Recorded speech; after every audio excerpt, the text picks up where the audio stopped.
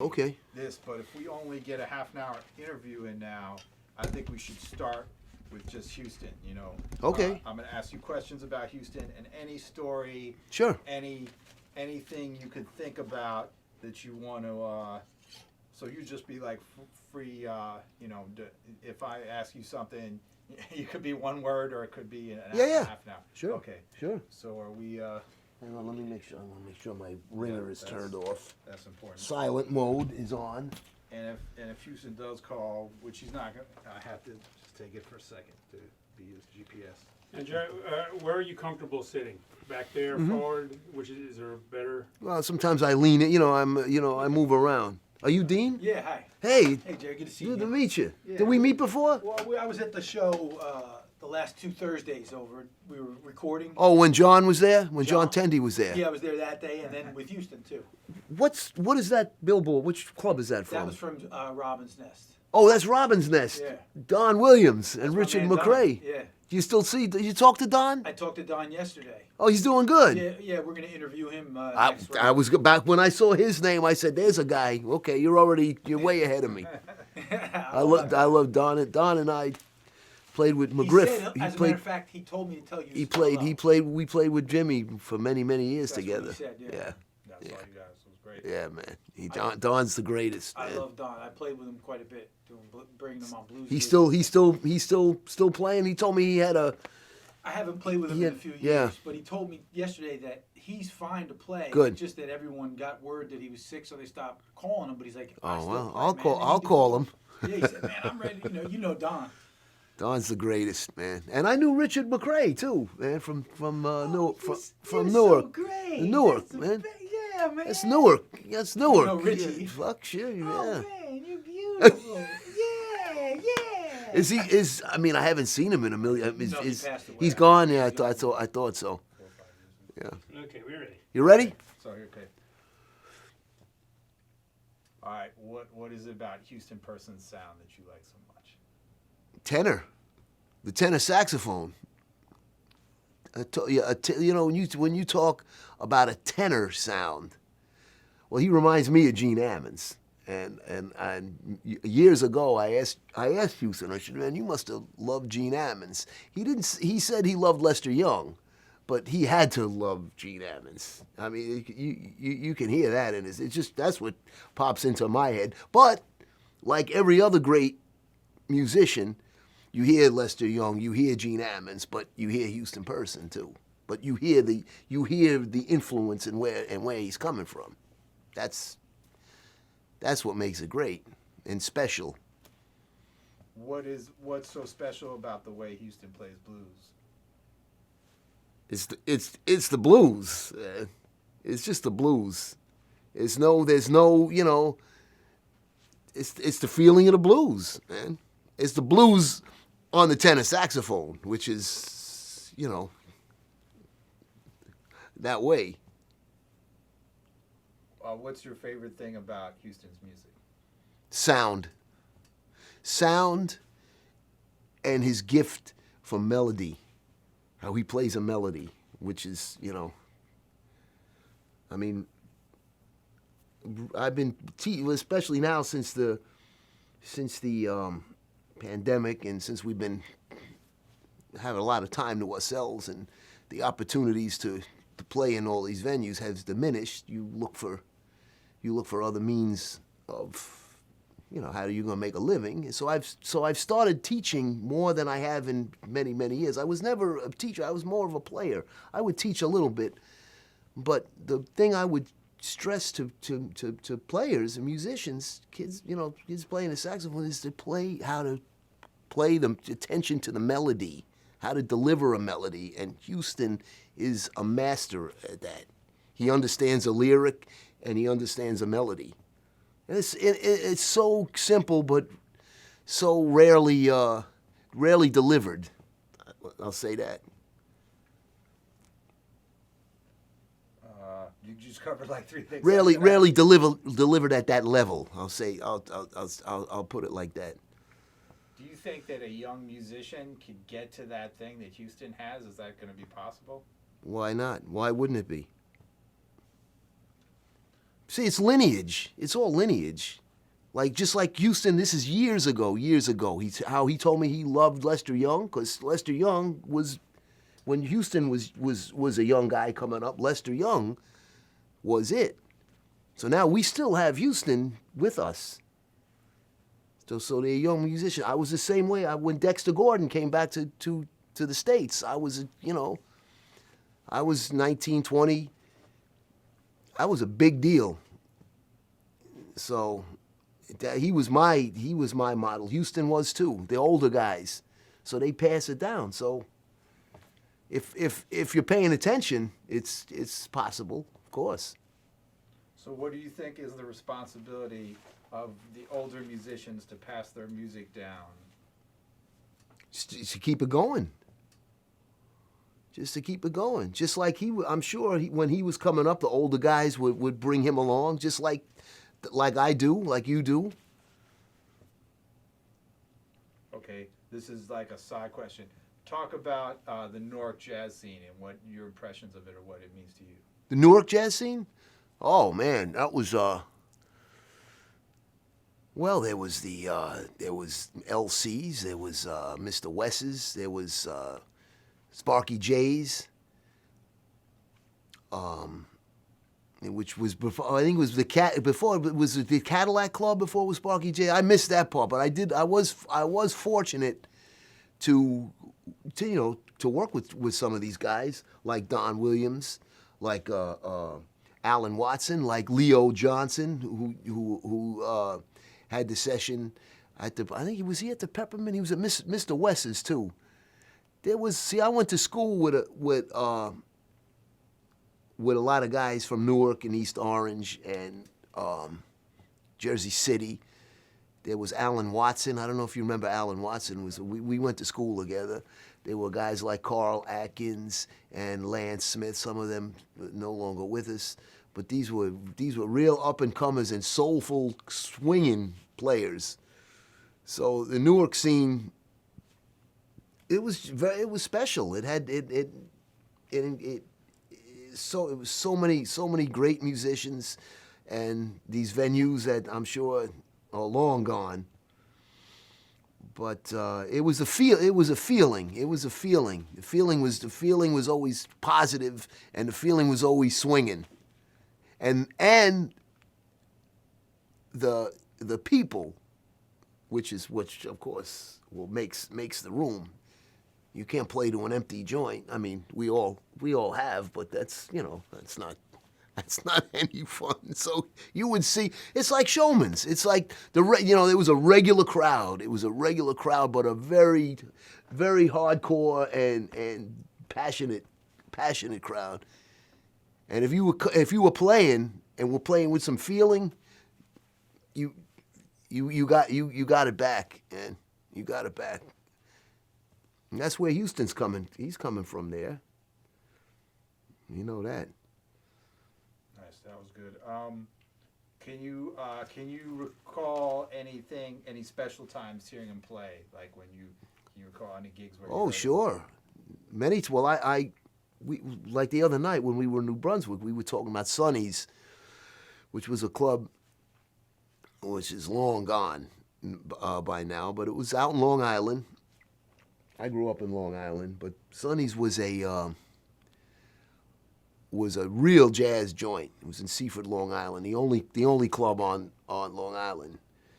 Well, there were a few. I won't say the only, but this was a straight up 7 nights a week hardcore jazz night. The guy named Sonny Meyerowitz ran it, and Billy Mitchell, who lived out there, used to do a steady Wednesday night.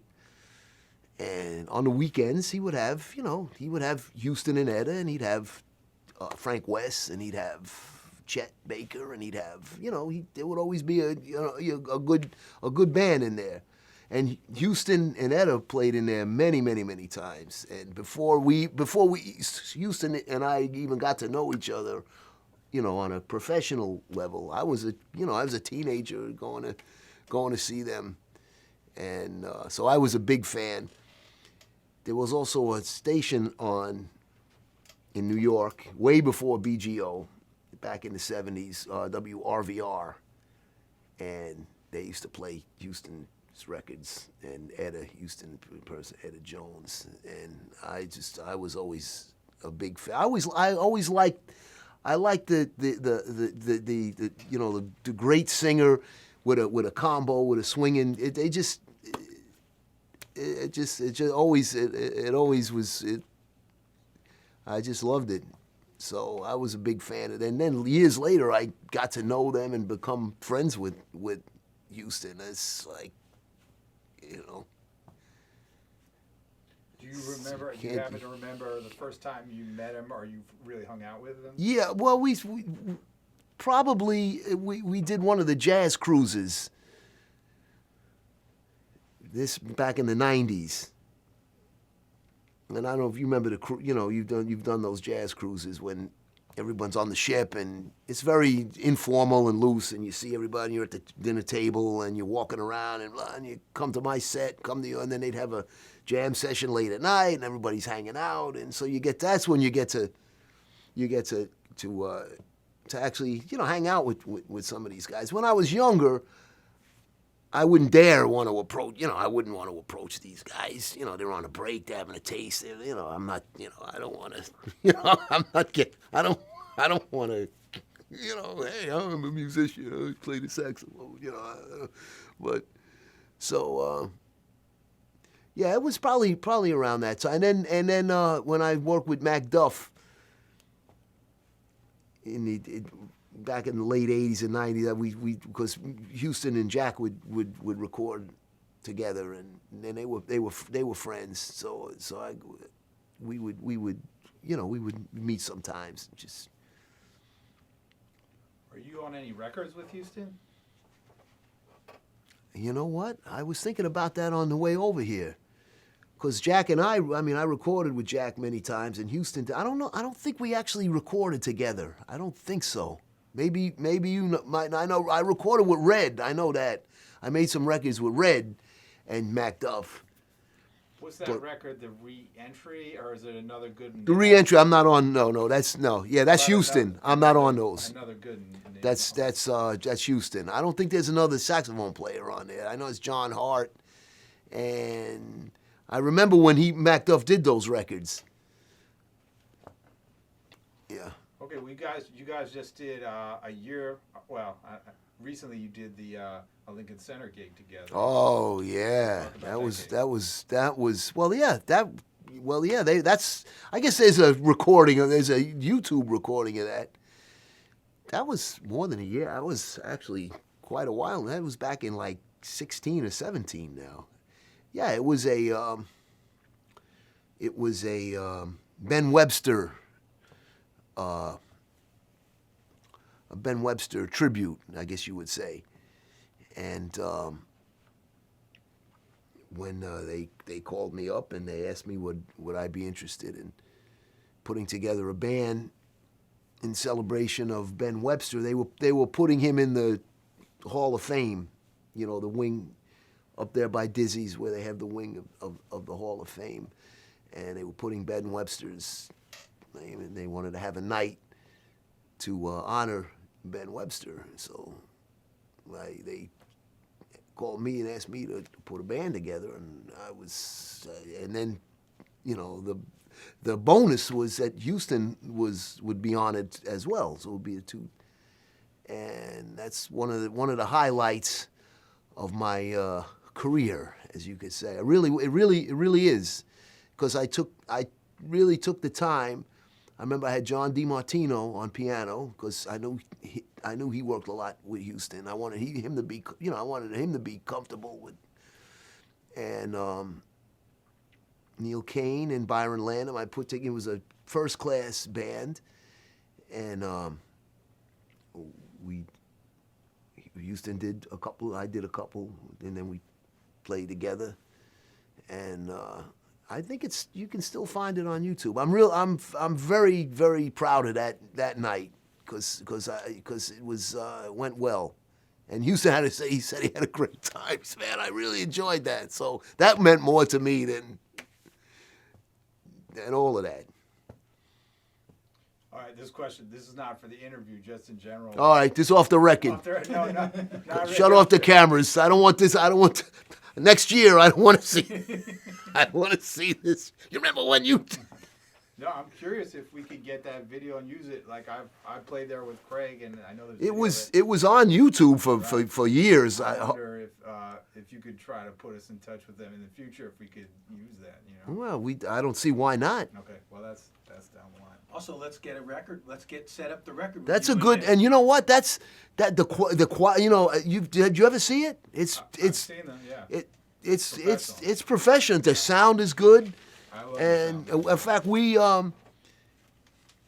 do. What do we play? We play. I know we play Perdido together, or Cottontail. We do one of those. Maybe we do both. We did a couple of tunes together. I think we did Cottontail, and we did Mellow Tone. I remember that we did Cottontail and In a Mellow Tone together, and we might have done. I think we did Perdido also. But it really went off. I was really, you Matt, you the same way. You hear recordings you did and some records you're like, oh God, you hear yourself back and you're like, This one I can listen to and like you say, yeah, okay, that was all right. Yeah. Not too many of those. It's not too many of those. Were you referring to Red Prysock earlier? Huh? You said Red. You were referring to Red? Prysock? No, I was actually referring to Red Holloway. Oh, okay. Okay. But I remember Red Prysock. Sure. Okay. Any Houston stories? Anything else that come to mind? Specifically, Is there any specific Houston recording that you like? If one comes to mind. oh sure. Well, I mean, I loved More Today Than Yesterday. That's a session I would love to hear about. The Charles Earl and More Today Than Yesterday. But no, the record where he plays What's New. I forget what record that's on. Is it What's New? Is great. Our Day Will Come. See, it's his gift. It's his gift for melody. It's so simple, but yet it's so overlooked among guys that are so anxious to get to their thing before they really put over. Like when I hear Houston play. I can hear that he hears the lyric. He's like a singer. He's a singer. Like Lester Young. What about repertoire or his repertoire, the American song? Yeah, well, that's my rep. He makes records like I would make a record. I mean, I'm not putting myself on his level, but it's that I could play standards, from here on out and never have a problem. And his unlimited knowledge of the book, and there's so many tunes. And it's you hear it on the radio. You say, boom, that's Houston. Bam, 3 notes. That's the secret. May I interject for a sec? Because everyone is saying something, and I found profoundly. I never saw Houston before last Thursday, and I'm not a jazz musician. Yeah. And I've been around jazz, but I'm not a jazz musician. And the first thing I took away from it was how he played melody. It was I left there thinking to myself, it couldn't have been done any better. The melody is as beautiful. Well, first of all, because first of all, he doesn't play over your head.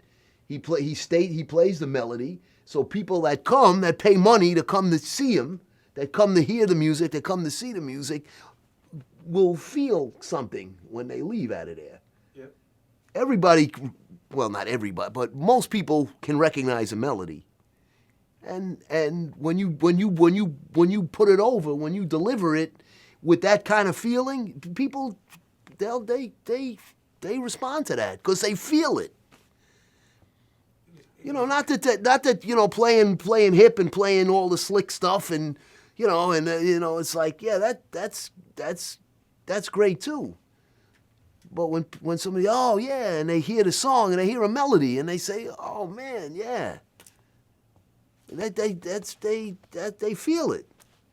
Does he have a peer in that regard currently?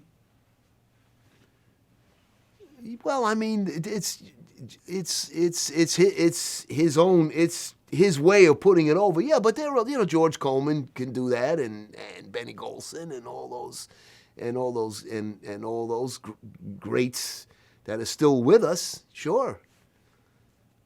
But they're individuals. You give them they'll play the same song. They'll each play it a different way, and it's all beautiful. But they'll play it their way. And is it? Yeah. Is Can it you slide closer to Matt? oh, sorry. Is that still alive moving forward? I hope so, because I'm still alive. So I'm doing that. I'm not putting myself on that plane, but. I guess. I'm absolutely. I'm thinking about the melody and putting it over, so people will feel something. I'm doing that. I'm doing that too. Absolutely. Because I want people to recognize the song that I'm playing. You know, I'm not trying to go over everybody's head. Because to me, that's what I want to hear. You play, you play for yourself, but you play for the audience too. But you know, when you're thinking, well, I like this, so you trust that the audience is gonna like it. I'm sorry. You know?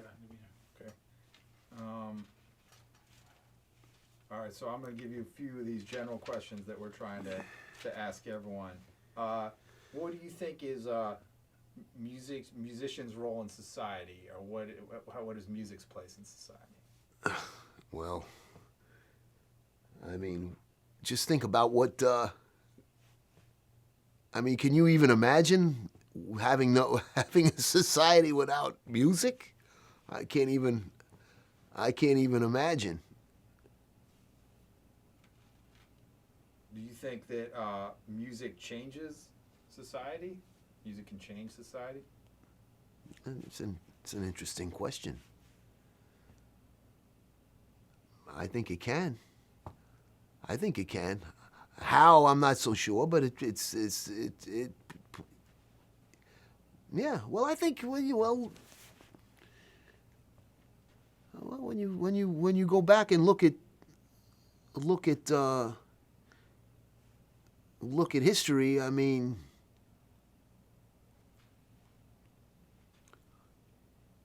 I think don't they say life imitates art imitates life, or however that goes. I remember I'm just reading out of history books, but didn't they say the Rite of Spring? Didn't everybody get crazy about the Rite of Spring when that's Stravinsky, right? Is that Stravinsky, the Rite of Spring? I don't put this on the. If I'm wrong, don't put this on the. Hey, no promises. No, but I remember when. Well, I don't remember. I just remember reading. I'm pretty sure it was Stravinsky, the Rite of Spring, and people got real upset about it, and you know, it had a real, you know, they had a real negative. It was a new piece of music, and it was so different and crazy that people got. You know, they tore up the theater, and it was heavy. But I mean, if you want to even go to the recent past, I mean, I'm going into pop. You know, I'm going for the pop music thing. But I mean, the whole British thing and the Beatles. I mean, that seemed to change society in some kind of way. I'm not still sure if it was for the better, but not that I'm you know, not that I'm the old guy on the lawn, but but. The Beatles was my era. I mean, I dig the Beatles, but it had such an impact. And if you ask some of these Well, Houston might be a guy that like guys that were around and working during that time. Jazz musicians, they'll tell you that stuff changed a lot for me. You know, like it changed a lot. So I guess it can do that. And, How has the audiences or the jazz club scene changed in the last 20, 30 years that you've well, look, we gotta have more young people. You know, it's all about being exposed to the music. It's all about hearing. It's all about giving people a chance to hear it. You know, I was like, you know, it's funny. I was talking to a friend of mine today.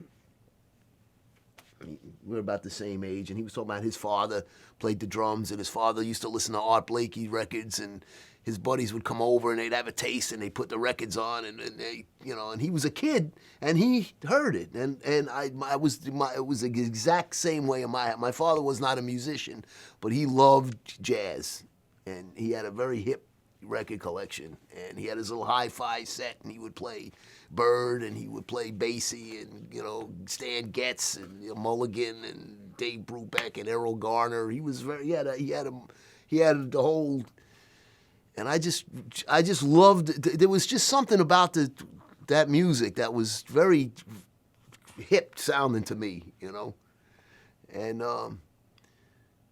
I fell in love with it at a very, very early age. And although I didn't get into it and get serious about playing until quite a few years later, but there was just a hipness about the music that I just always liked, and that got to me, you know. So yeah, for the audience is important because, you know, we need an audience. We'd be sitting down here, you know, just jamming, right? Without people paying to come in and listen to us. So we need to have more young people. And that gets back to just passing it down and exposing and letting people hear these. You know, when you play for kids and they hear them, you know, you've played in schools when little kids, they hear it and they just respond because it's a feeling they have. They don't know, you know, the tunes or whatever. They just know that it feels good and it sounds good, and they have a. So if you just bring that along to go with the hardcores, the guys of our generation and even older, like the Showman's crowd, like that I see every Wednesday, and they, you know, quite a bit older than me, but they're there, and they're faithful. So it takes everybody, it takes everyone. talk for a second about touring life, or like the rigors being on the road, the hard part, maybe the good part, but the hard part of it too. Yeah, it's that. You said it right. The good part, and you know, well, you're the same way, Matt. They don't. I say and most guys will tell you, they don't pay you to. They don't pay you to get on. They don't pay you to actually play the music. They pay you to go to the airport. They pay you to stand in line. They pay you to get on the bus and ride to the next. That's what you're getting. That's where you're earning your money. Because once you hit the stand, you know, if you're in a good situation, the work is no work. The work is riding the bus. And you know, I came up. Well, my first real big gig was with Lionel Hampton in the early '80s, and that was what that was. That was riding on the bus and one-nighters, and you know, touring, and you know, straight to the gig, land at the airport, no time for the hotel, straight to the job. You know, dress on the bus. You know, leave right after, drive another 400 miles to the next. And you know, but you know, the guys older than me, you know, they did the same thing, and probably worked, well, not probably, they had even harder conditions to work under, you know, which we all, much more difficult than what I had to go through. But that's part of that's what they call paying dues. You know, but it's kind of cool to do that when you work as a sideman and you play some $40, $50, $20 gigs and, you know, work for the door and, you know, I mean, there's a apprenticeship that so you earn the spot to when you get your own band and, you know, and but it usually comes from, at least it used to be, it's not so much anymore. You work as a sideman with different bands, blah blah blah, and you kind of pay your dues and work your way up. So I caught the last part of that. There's not as many bands out here now doing that because they're just not.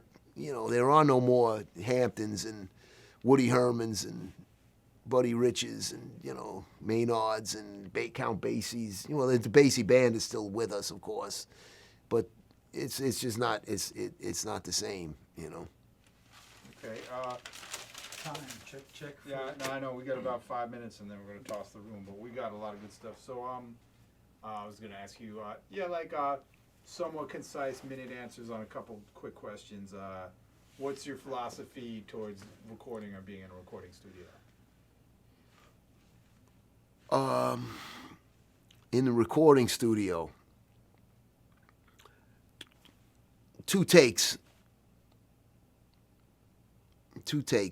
maybe 3.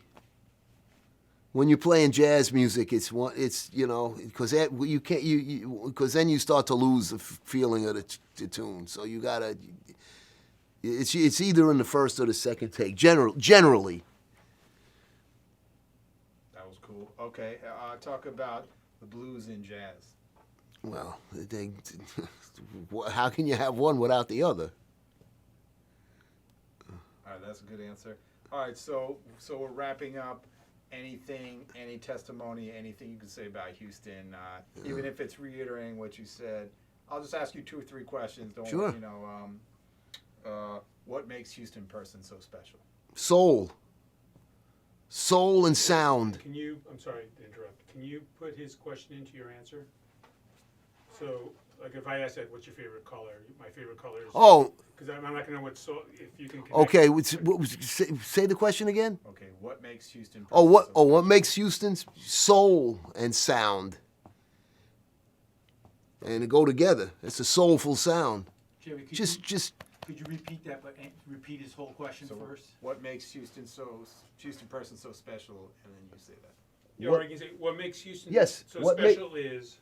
What makes Houston so special is soul sound, or sound and soul, a soulful sound. That's a great answer. That's what I'm hearing. Right. I feel like if I ask you any more questions, it's going to be repeating what we already All right. said. I have one that we have. You Okay. mentioned about recording. What is your thoughts on and I don't know what your earliest recording thing, have you recorded to tape as compared to digital? And do you see any effect on music from the digital age compared to the analog age? Well, listen, you all those great classic Blue Note records that we love, all done at Rudy's in the 50s and the 60s. Is that analog? I don't even. How can you? They haven't been able to top that with all the technical, all these advancements and all this great innovations we made digital and all. I'm talking about recording jazz music now. Do any of those records sound better than those records? Not to me. So whatever they did then, I'm not saying the records they make now don't sound good. I'm just saying, to me, those, whatever that sound is, that's it. Now, again, I was a kid, when I was really listening to jazz coming up, it was in the 70s. And some of those recordings are some of the worst sounding recordings when they made the bass go direct into, you know those records? And it's just, they just thought new must be better. Well, we got a new way to do this. And when you listen to them now, they sound terrible. You know, they got a million mics on the drums sound like rock and roll. It just sounds awful. you know, and it's still this. It's like Sonny Stitt and like Jug and you know, and these because these guys are still dizzy. They're all making reg, but so we went through that. That wasn't so good. And now I guess it's a little bit of both, I guess. But to me, those records are that's the jazz sound. You know, those Van Gelder sessions. I don't think you can top that. You can try. You know, the tendency is to overthink it sometimes, but that generally doesn't work out so good. All right, I think we gotta reassemble the room. Any last thing to say about Houston? No. We covered a lot. Yeah, that was We love Houston. You know, we just love him. I do. I know we all do. Wait, say that again when everyone's quiet. Just. I said we all love Houston. We do. Well, yes, sir. Thank you, Jerry. So good. Yeah, thank you. Perfect, man. Yeah, that was great. I wish